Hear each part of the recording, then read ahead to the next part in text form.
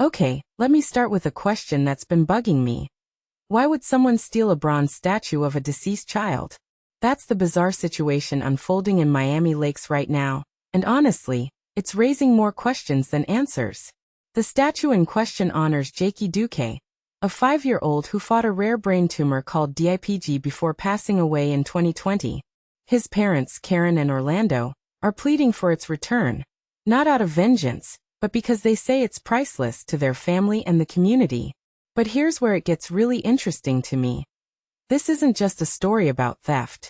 It's about grief, symbolism, and what happens when public art collides with human fragility. First, let's unpack the statue itself. On the surface, it's a sculpture. But dig deeper, and it's a physical manifestation of a family's trauma and a town's collective healing. Jakey's battle with DIPG, a disease with a near-zero survival rate, wasn't just personal. It became a rallying point for Miami Lakes. When the community raised funds to build this tribute in 2021, they weren't just commemorating a boy. They were declaring that even the briefest lives can leave permanent marks. So when someone stole this statue, they didn't just take metal, they disrupted a ritual of remembrance. What does that say about how we treat sacred spaces? Or maybe more unsettling, how easily some people dismiss the emotional weight of memorials. Now the parents' response is what's really making me rethink everything. Karen and Orlando are offering full immunity to whoever returns the statue. No questions asked. At first glance, that seems naive. But wait, if you're a grieving parent, isn't the statue's return more important than punishment? This feels like a calculated gamble. By refusing to weaponize the justice system, they're forcing the thief into a moral corner. Return it anonymously, and you escape consequences. Keep it, and live with the weight of hurting a family that's already lost everything. It's brilliant, honestly.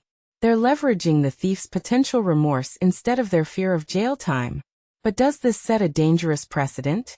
If everyone handled crimes this way, would accountability vanish? Or does this situation demand exceptions because of its emotional stakes? Let's zoom out even further. Theft of public art isn't new, but this feels different. People steal statues for scrap metal, sure. But a 5-year-old child's likeness? That's not a random target. It suggests either a shocking lack of empathy or a twisted motive.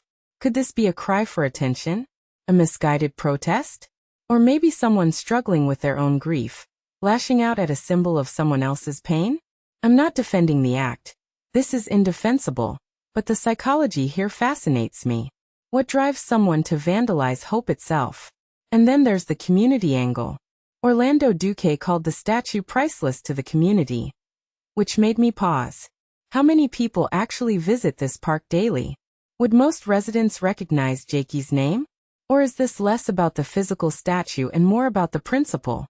When a town adopts a memorial as part of its identity, its theft becomes a violation of shared trust. This isn't just the Duques' loss, it's Miami Lakes' collective wound being reopened. That's why this story matters beyond the immediate crime. It exposes how public memorials bind us together, even in small towns. Honestly, this whole situation is a mess of contradictions. A family asking for mercy in the face of cruelty.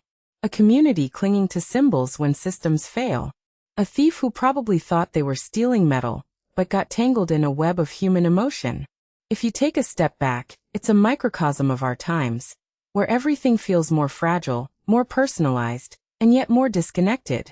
We build monuments to remember, but someone always seems ready to erase those memories. So here's my final thought. What if the real statue we need to rebuild is our collective respect for each other's pain? Because until then, Jakey's empty pedestal isn't just a missing sculpture, it's a mirror.